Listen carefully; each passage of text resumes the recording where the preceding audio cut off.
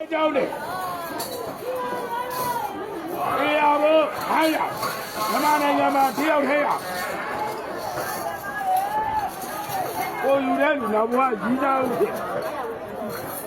ဒီနိုးတဲ့တော့အပေါက်ဆိုးတယ်ဒီပြရခဏတရားပြတာအားကြောင့်တယ်ဒီနိုးရဲ့ပြောဆိုအားကြောင့်တယ်အားလည်းအေးရဖို့အားကြောင့်အေးတော့ပြောလို့အားကြောင့်တယ်အားလည်း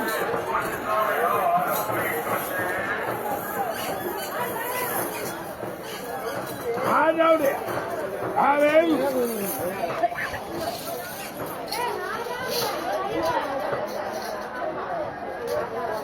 အားကြောင့်တယ်အားပဲဘယ်မများနဲ့အဲ့ဒီမခံနဲ့မြင်မှုတာပဲသိကြည့်တယ်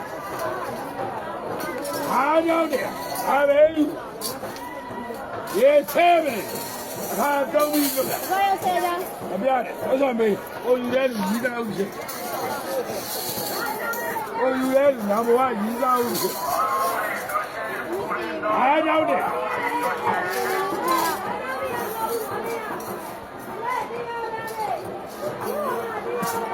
အေးရဖို့အားကြောင့်အေးရဖို့အားကြောင့်အားပဲ